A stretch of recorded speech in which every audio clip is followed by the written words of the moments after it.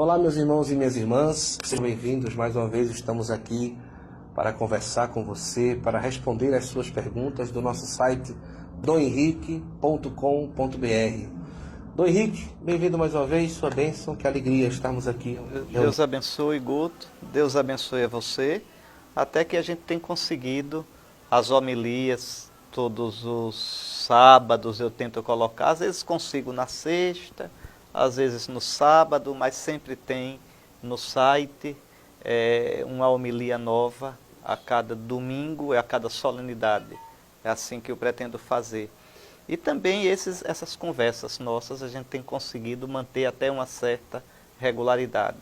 É um serviço para você, usando a internet para evangelizar, para ser um rosto da igreja próximo de você, né? Uma igreja que realmente procura estar em contato com as pessoas.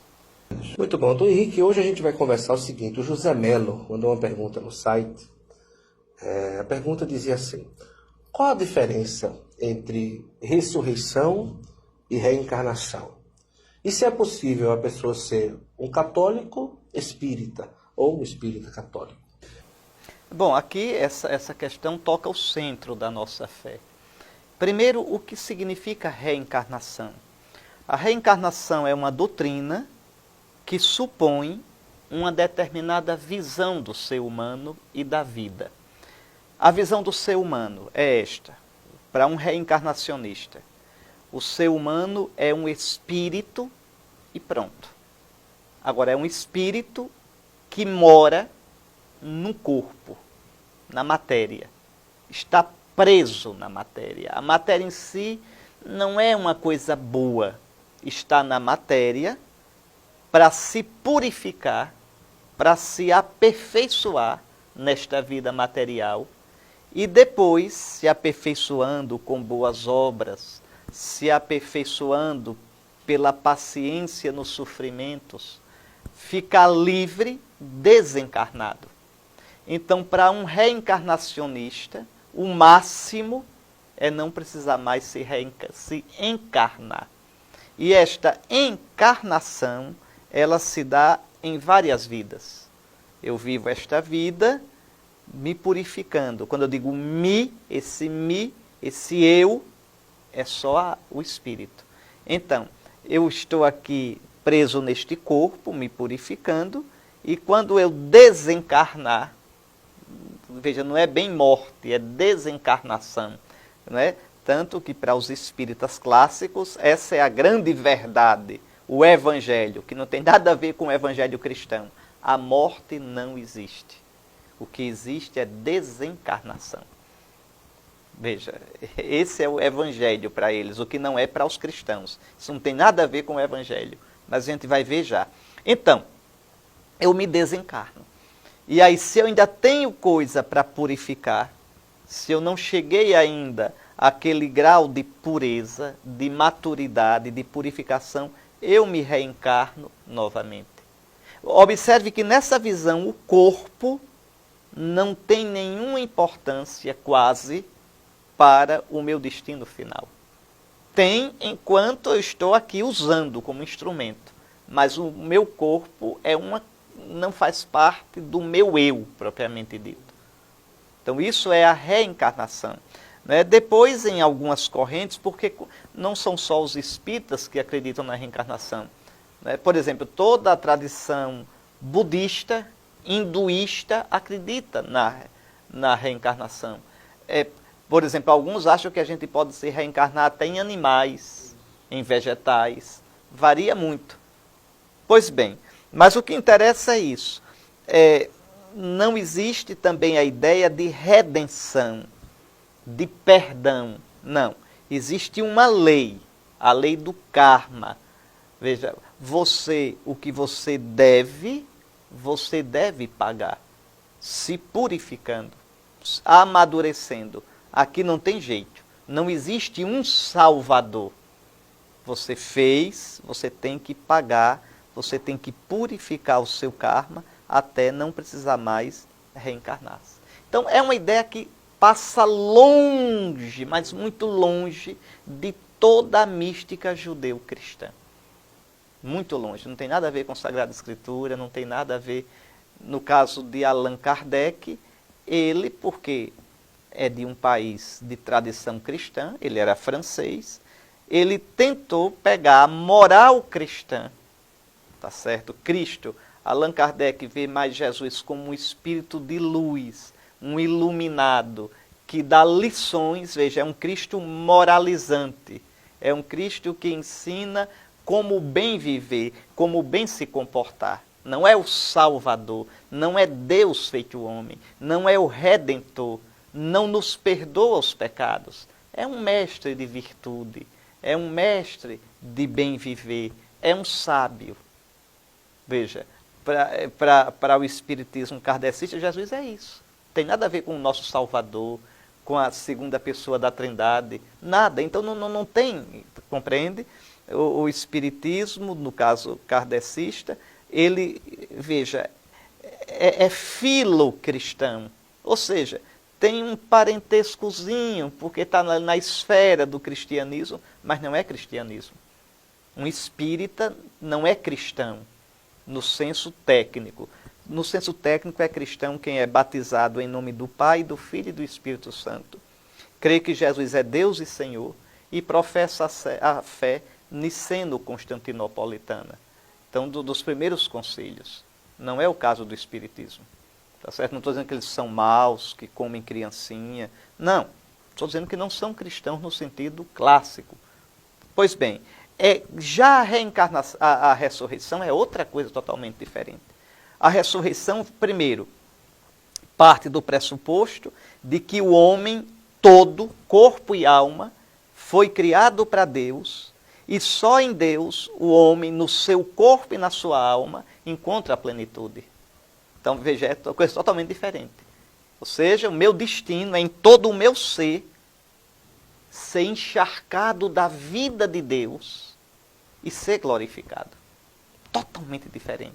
Não é uma alma indestrutível, um espírito imortal que tem uma plenitude dele mesmo, nada disso. No meu corpo e na minha alma, eu só encontro minha plenitude recebendo a energia de Deus. Essa energia de Deus é o Espírito Santo. A minha alma tem sede de vós, minha carne também vos deseja. Veja, então nosso destino é um todo. Nosso destino é ser glorificado com uma vida que a gente aqui não tem. Nem na alma, nem no corpo. A minha vida na alma se chama psique.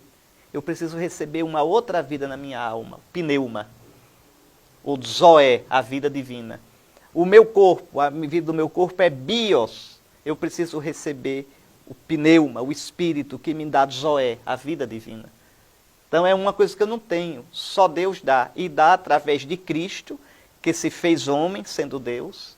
E como o homem morreu por nós, para o perdão dos nossos pecados, e por nós ressuscitou, e agora ressuscitado nos sacramentos dá o Espírito Santo, para que no meu corpo e na minha alma, eu um dia seja glorificado com ele. Já no judaísmo, antes de Cristo, e em todo o cristianismo, a ideia era essa: você morre em uma dimensão sua chamada alma ou ânima, quer dizer, veja, o que me anima é o meu eu estarei já num estado de espera do julgamento final. E nesse julgamento final, meu corpo ressuscitará e em corpo e alma eu serei glorificado. Então, veja, na tradição judaico-cristã, imediatamente após a morte, minha alma não é destruída. Mas, veja, é diferente dos espíritas, dos reencarnacionistas. A minha alma não está plena, ela se separa do corpo, mas fica aguardando que um dia o corpo ressuscite. A minha alma será transfigurada no Espírito Santo de Cristo.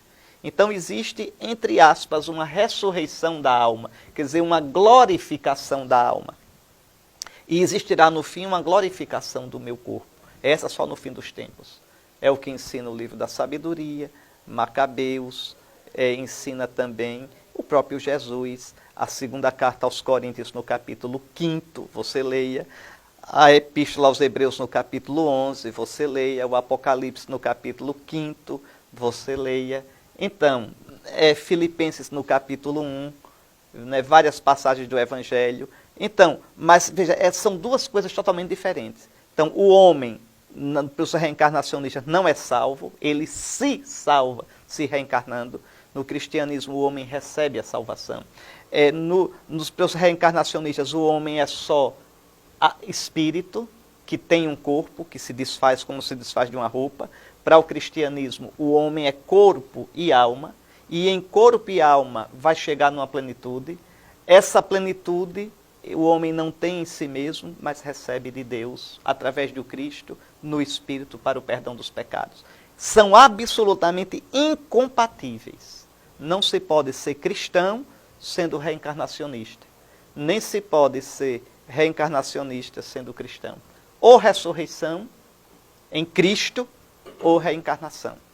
Está certo? A ética espírita, a ética, a moral é muito próxima da moral cristã, muito próxima.